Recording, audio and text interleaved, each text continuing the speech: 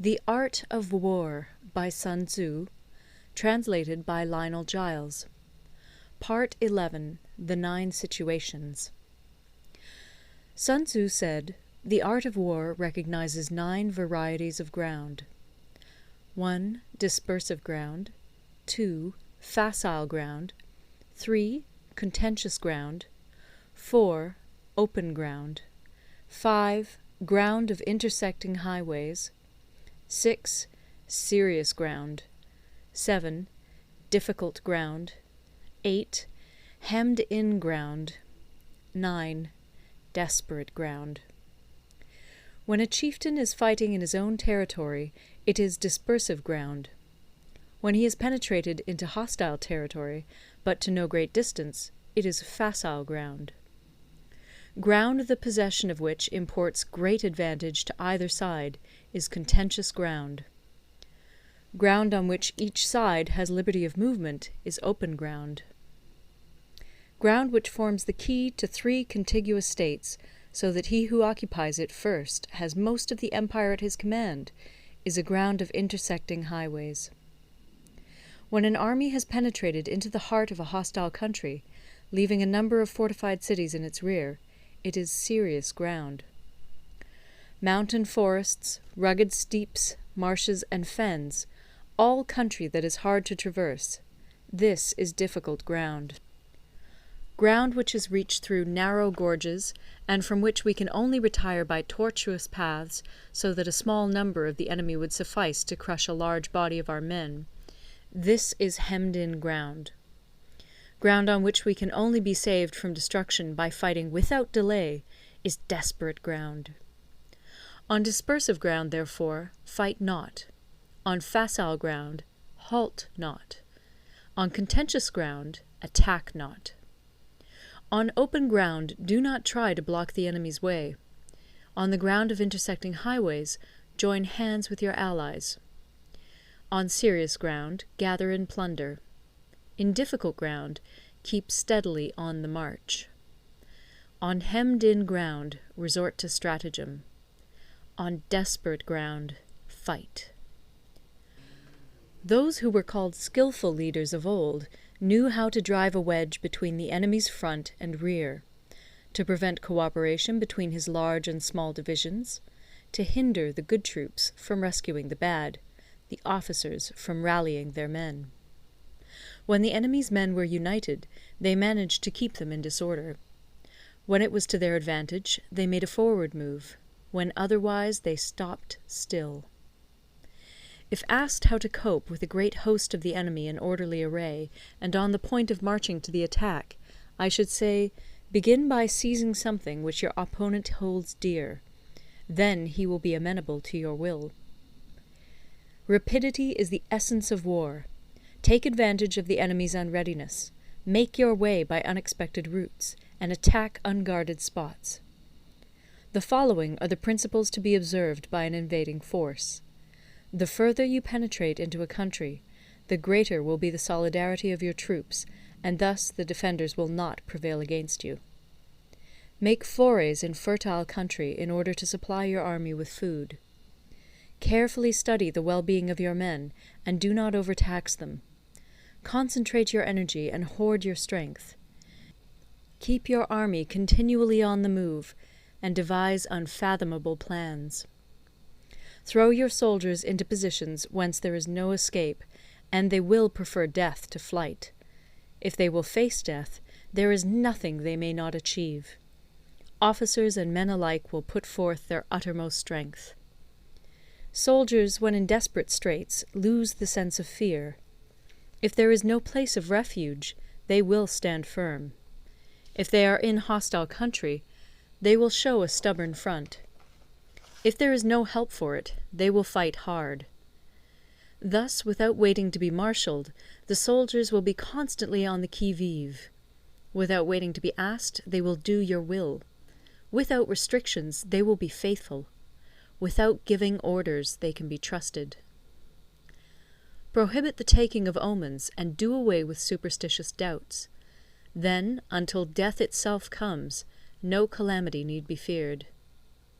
If our soldiers are not overburdened with money, it is not because they have a distaste for riches. If their lives are not unduly long, it is not because they are disinclined to longevity. On the day they are ordered out to battle, your soldiers may weep, those sitting up bedewing their garments, and those lying down, letting the tears run down their cheeks. But let them once be brought to bay, and they will display the courage of a Chu or a Kui.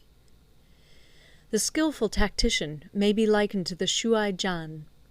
Now, the Shuai Jan is a snake that is found in the Ch'ung Mountains. Strike at its head, and you will be attacked by its tail. Strike at its tail, and you will be attacked by its head. Strike at the middle, and you will be attacked by head and tail both. Asked if an army can be made to imitate the Shuai Jan, I should answer yes. For the men of Wu and the men of Yue are enemies. Yet if they are crossing a river in the same boat and are caught by a storm, they will come to each other's assistance, just as the left hand helps the right. Hence it is not enough to put one's trust in the tethering of horses and the burying of chariot wheels in the ground. The principle on which to manage an army is to set up one standard of courage, which all must reach. How to make the best of both strong and weak, that is a question involving the proper use of ground. Thus, the skilful general conducts his army just as though he were leading a single man, willy-nilly, by the hand. It is the business of a general to be quiet, and thus ensure secrecy, upright and just, and thus maintain order. He must be able to mystify his officers and men by false reports and appearances, and thus keep them in total ignorance. By altering his arrangements and changing his plans, he keeps the enemy without definite knowledge. By shifting his camp and taking circuitous routes, he prevents the enemy from anticipating his purpose. At the critical moment, the leader of an army acts like one who has climbed up a height and then kicks away the ladder behind him. He carries his men deep into hostile territory before he shows his hand. He burns his boats and breaks his cooking pots. Like a shepherd driving a flock of sheep, he drives his men this way and that, and nothing knows whither he is going. To muster his host and bring it into danger, this may be termed the business of the general. The different measures suited to the 9 varieties of ground, the expediency of aggressive or defensive tactics, and the fundamental laws of human nature, these are things that must most certainly be studied. When invading hostile territory, the general principle is that penetrating deeply brings cohesion. Penetrating but a short way means dispersion. When you leave your own country behind and take your army across neighborhood territory, you find yourself on critical ground. When there are means of communication on all 4 sides, the ground is one of intersecting highways. When you penetrate deeply into a country, it is serious ground. When you penetrate but a little way, it is facile ground. When you have the enemy's strongholds on your rear and narrow passes in front, it is hemmed-in ground. When there is no place of refuge at all, it is desperate ground. Therefore, on dispersive ground I would inspire my men with unity of purpose. On facile ground, I would see that there is close connection between all parts of my army. On contentious ground, I would hurry up my rear. On open ground, I would keep a vigilant eye on my defences. On ground of intersecting highways, I would consolidate my alliances. On serious ground, I would try to ensure a continuous stream of supplies. On difficult ground, I would keep pushing on along the road. On hemmed-in ground, I would block any way of retreat. On desperate ground, I would proclaim to my soldiers the hopelessness of saving their lives. For it is the soldier's disposition to offer an obstinate resistance when surrounded, to fight hard when he cannot help himself, and to obey promptly when he has fallen into danger. We cannot enter into alliance with neighbouring princes until we are acquainted with their designs. We are not fit to lead an army on the march unless we are familiar with the face of the country, its mountains and forests, its pitfalls and precipices, its marshes and swamps. We shall be unable to turn natural advantages to account unless we make use of local guides. To be ignored of any one of the following 4 or 5 principles does not befit a warlike prince. When a warlike prince attacks a powerful state, his generalship shows itself in preventing the concentration of the enemy's forces. He overawes his opponents, and their allies are prevented from joining against him. Hence he does not strive to ally himself with all and sundry, nor does he foster the power of other states. He carries out his own secret designs, keeping his antagonists in awe. Thus he is able to capture their cities and overthrow their kingdoms. Bestow rewards without regard to rule, issue orders without regard to previous arrangements, and you will be able to handle a whole army as though you had to do with but a single man. Confront your soldiers with the deed itself.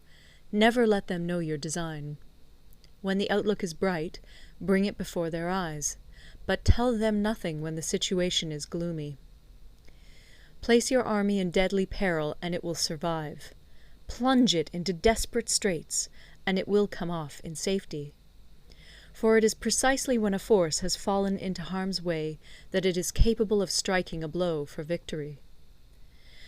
Success in warfare is gained by carefully accommodating ourselves to the enemy's purpose.